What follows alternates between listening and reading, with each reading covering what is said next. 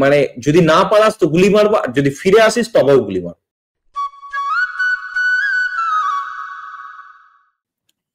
এটা দ্য গার্ডিয়ানের খবর।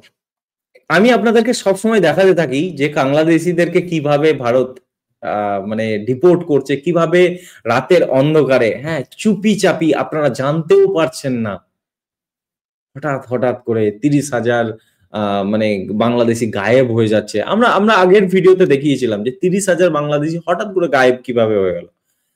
তো আজকে কিন্তু আবার একটা মানে ইয়ে নিয়ে এসছি, খবর নিয়ে এসছি। কি খবর?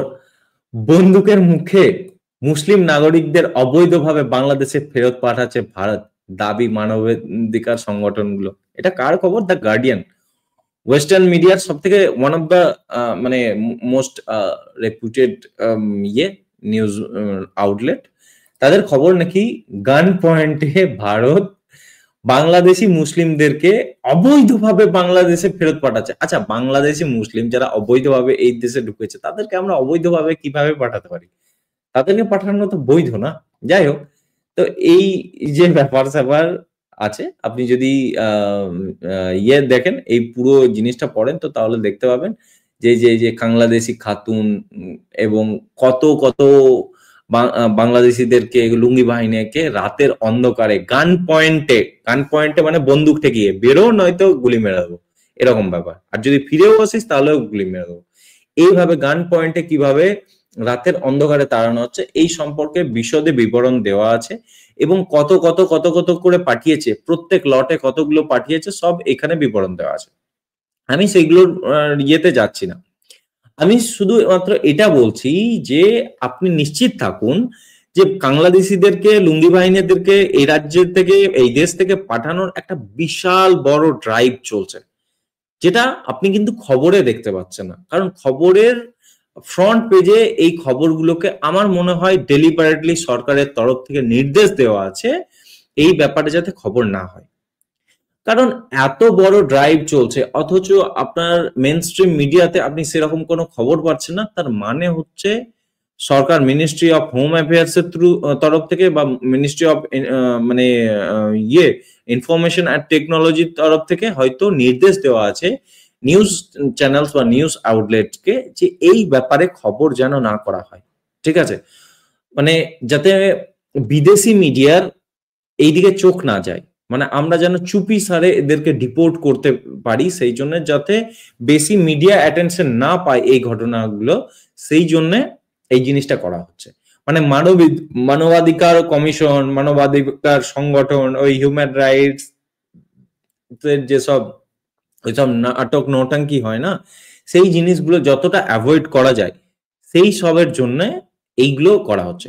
আমরা যখন আগের ভিডিওগুলো করেছি আমরা দেখিয়েছি আপনাদেরকে যে কিভাবে ডিপোর্ট করা হচ্ছে রাতের অন্ধকারে, মানে এই পুরো দেশ থেকে যত ডিটেন করা হচ্ছে বাংলাদেশিদেরকে, লুঙ্গি বাহিনীদেরকে, তাদেরকে নিয়ে যাওয়া হচ্ছে, ম্যাক্সিমাম নিয়ে যাওয়া হচ্ছে 80% মানে ইলিগাল বাংলাদেশি, তাদেরকে ধরা হচ্ছে দেশ জুড়ে যেখানেই হোক, সে গুজরাট হোক, রাজস্থান হোক, সে তামিলনাড়ু হোক, যেখানেই হোক ধরা হোক, তাদেরকে ইয়েতে মিলিটারি এয়ারক্রাফটে করে তাদেরকে নিয়ে যাওয়া হচ্ছে। কোথায়?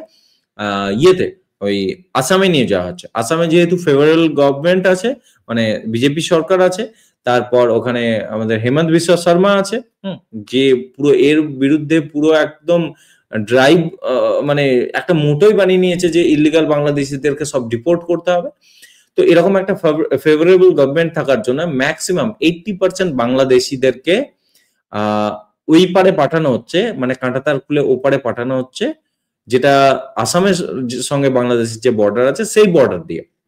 এবং আমরা আগের ভিডিওতে দেখেছি কিভাবে নো ম্যান ল্যান্ড, যেখানে কোনো মানুষ নেই, সেখানে রাতের অন্ধকারে ফেলে দেওয়া হচ্ছে। আমি ওখানে ডিপোর্ট হয়ে যাওয়া বাংলাদেশিদেরকেও, মানে যখন ওখানকার যমুনা টিভি বা অন্যান্য কোনো চ্যানেলস ছিল যারা তাদের সাক্ষাৎকার নিয়েছে, তারা কি বলছে, কিভাবে বিএসএফ তাদেরকে রাতের অন্ধকারে গান পয়েন্টে পাঠিয়েছে, সব দেখিয়েছি। গান পয়েন্টে দেখায়নি, মানে কিভাবে পাঠিয়েছিল সেগুলো দেখিয়েছি।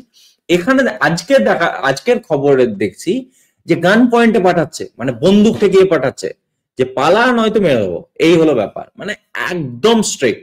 এবং এখানে আমি এটাও বলেছিলাম, আগেও বলেছিলাম, আবারও বলছি, আপনি যদি একটা খবর আপনি দেখতে পাবেন, আমাদের নিউজ মিডিয়াতে খবর সেরকম নেই এই ব্যাপারে।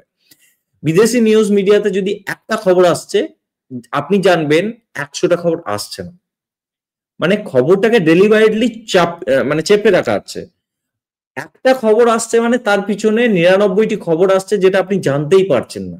একটা হয়তো মানে হাইলাইট হচ্ছে, বাট 99টি পুরোপুরি চুপিসারে কাজ হচ্ছে এবং সেটার ব্যাপারে কেউই জানতে পারছে না।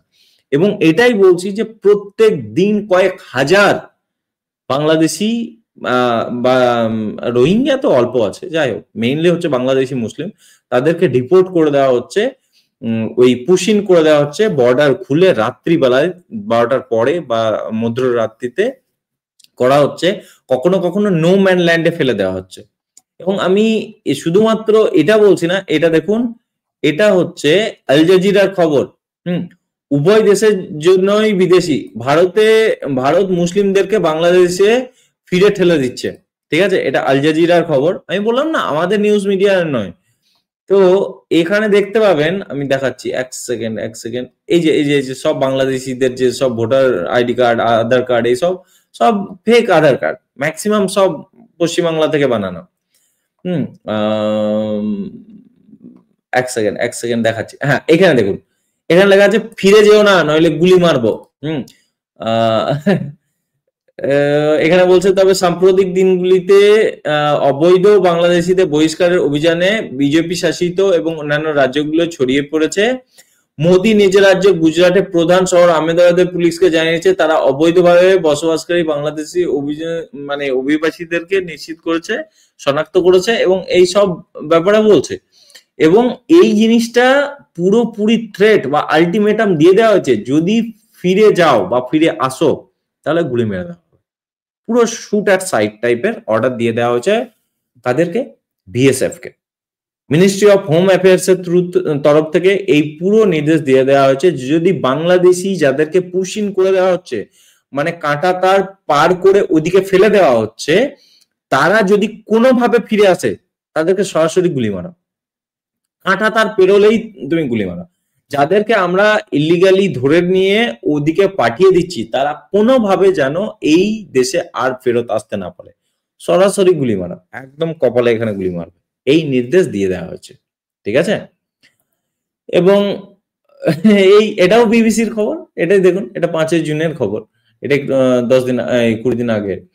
তো এখানে বলছে আমাকে বন্দুকের মুখে ভারত সীমান্ত পেরিয়ে বাংলাদেশে ঠেলে দেওয়া হয়েছিল, দেখলেন, সব এই খবর পুরো গান পয়েন্টে পাঠানো হচ্ছে, হয় পালা নয়তো মরবি, মানে বন্দুক ঠেকিয়ে মানে বর্ডারের পার করা হচ্ছে, যেন মানে যদি না পালাস তো গুলি মারবো, আর যদি ফিরে আসিস তবেও গুলি মারবো, এই হলো ব্যাপার।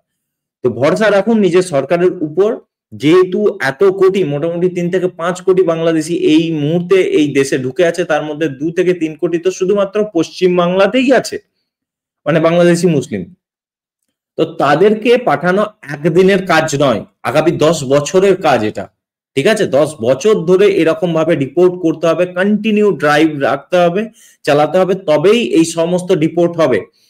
তো ভরসা রাখুন নিজের সরকারের উপর, আপনি খবরে জানতে পারবেন না কিন্তু হয়ে যাবে। একবার পশ্চিমবঙ্গের সরকার চেঞ্জ হয়ে গেলে এখানেও হবে, 26-এ সরকার চেঞ্জ হয়ে গেলে এখানেও সেম হবে, এবং সবার থেকে বেশি হবে পশ্চিমবঙ্গে। ওয়েট করুন, অন্য রাজ্যেও চলছে এবং চুপিসারে পুরো জিনিসটা হচ্ছে, যাতে অন্য দেশের চোখে না পড়ে, ওয়েস্টার্ন মিডিয়ার চোখে না পড়ে, হিউম্যান রাইট ওয়াচার যারা আছে, তাদের যে সমস্ত অর্গানাইজেশন আছে, তাদের ওই সব প্রবলেম অ্যাভয়েড করার জন্য চুপিসারে সব কাজ হচ্ছে। এবং এতটাই রুথলেসলি কাজ হচ্ছে যে পুরো গান পয়েন্টে বন্দুক ঠেকিয়ে কাজ হচ্ছে, যে পালা নয়তো মারবো, আর যদি ফিরে আসিস তাহলেও মারবো। তো সরকারের উপর ভরসা রাখুন, ভালো কাজ হচ্ছে। আমি যখনই খবর পাবো আমি অবশ্যই আপনাদের সামনে রাখতে থাকবো, আগেও রেখেছি, এখনো রাখবো।